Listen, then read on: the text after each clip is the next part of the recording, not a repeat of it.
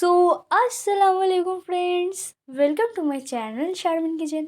আজকে আমি শেয়ার করে দেখাবো ইফতার স্পেশাল ডিম আলুর কাবাব। ডিম আলুর কাবাব রেসিপিটি অনেক অনেক মজার হয়। এটি বানিয়ে ফ্রোজেন করে রাখতে পারবেন পুরো মাস জুড়ে। এরকম ভিন্ন ভিন্ন রেসিপি ইফতারে হলে বেশ ভালোই লাগে। ইফতার ছাড়াও অন্যান্য সময় স্ন্যাক্সেও খেতে পারেন।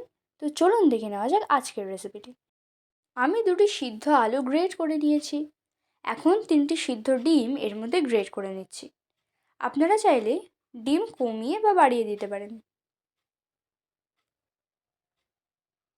ডিম গ্রেট করে নেওয়া হয়ে গেলে এখন এর মধ্যে দিচ্ছি 3টি কাঁচা লঙ্কা কুচি, স্বাদ মতো লবণ, 1 টিস্পুন হলুদ গুঁড়ো, 1 টিস্পুন জিরার গুঁড়ো, 1 টিস্পুন লঙ্কা গুঁড়ো, 1 টিস্পুন ধনিয়ার গুঁড়ো, 1 টিস্পুন গরম মশলা, 1 টিস্পুন আদা রসুন পেস্ট, কিছু ধনেপাতা কুচি আর 2 চামচ বেসন দিচ্ছি বাইন্ডিংয়ের জন্য।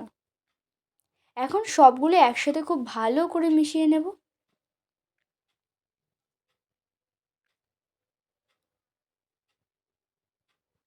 মিশিয়ে নেওয়া হয়ে গেলে এখন কাবাবের শেপ দিয়ে নেব। হাতে একটু তেল লাগিয়ে নিয়ে কাবাবের শেপ করে দিয়ে নেব।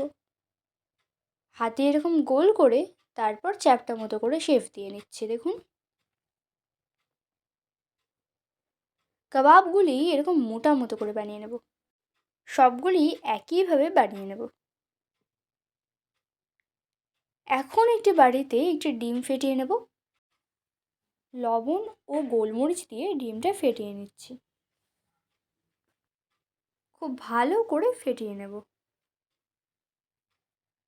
এখন এই কাবাবগুলির ডিমের মধ্যে দিয়ে ব্রেড ক্রাম্বস লাগিয়ে কোট করে নেব।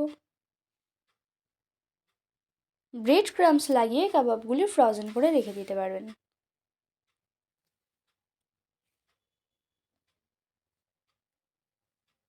সব কাবাবগুলি করে নেওয়া কমপ্লিট। এখন কাবাবগুলি ভেজে নেব।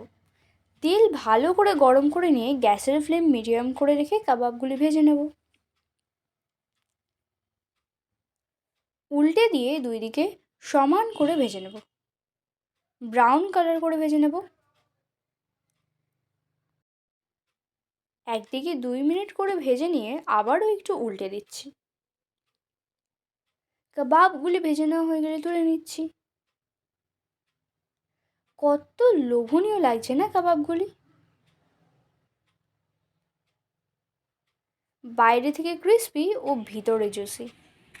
ডিম আলুর এই কাবাবটি ইফতারের আইটেমে বানালে সকলেই খুবই পছন্দ করবে। অনেক বেশি মজার হয় এই রেসিপিটি। আপনারা বাড়িতে অবশ্যই একবার ট্রাই করে দেখবেন। আশা করছি ভালো লাগবে। ভালো লাগলে কমেন্ট করে জানাবেন।